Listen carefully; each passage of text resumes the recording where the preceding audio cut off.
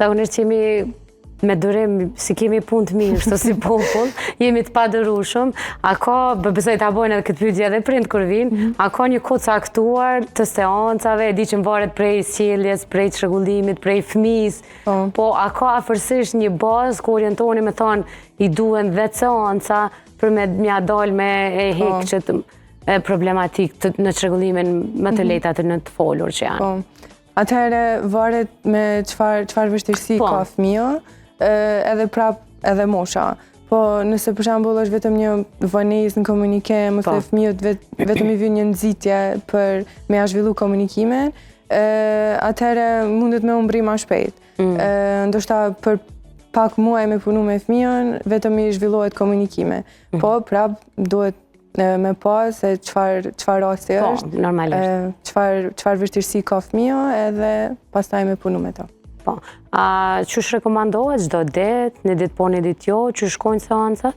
Edhe kjo prap varet prej llojit problematikës. Prej vështirësive, prej fëmijët, zakonisht 2 herë në javë, 3 herë në javë, mbahen seancat me fëmijë edhe arrihet më zhvillu komunikimin. Normalisht tek të gjitha rastet, edhe të lehtat edhe ato më të vështira, bëhet një vlerësimi, apo? Po. Bëhet vlerësimi, për shembull tek ju bëhet vlerësimi prej psikologut Visar Sadiku, pastaj me rekomandimin e psikologut Visar, shkohet edhe puna me ata fëmijë, varësisht prej gjendjes dhe çrregullimit. Këto janë, domethënë, kronologjia e punës, sepse këtu edhe ngatrohen shpesh, jo sëmura, jo sëmurkë, domethënë kjo është një formë e punës. Ju jeni në institutin Visar Sadiku në Podujev. Në Podujev, po. A ka shumë raste të tilla në Podujev? Po. Prej punës tane që je duke bërë?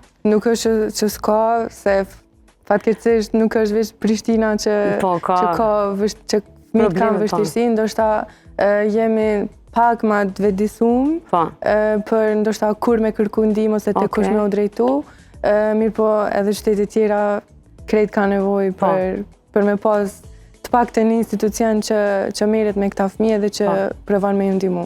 Unë kisha qujt në ndryshe, Elsa, se mendoj që raste dhe nevoja ka pas gjithmonë, po vetëdijsimi tash është më i lartë dhe ndihma po kërkohet tash më shumë, që unë e quaj fat në fatkeqësi, sepse problematika ka qenë aty me neve çdo herë, por që jo çdo herë kemi pas gatishmërinë me kërku ndihmë, kështu që është një lajm i mirë në një që paraqiten që kërkojnë ndihmë dhe në dy që kemi profesionistë siç është qendra e Visar Sadiku dhe gjithë stafit tuaj, qoftë në Podujev, qoftë në Ferizaj, në Prishtinë, në Gjilan së fundmi, pika më re e kudo tjetër.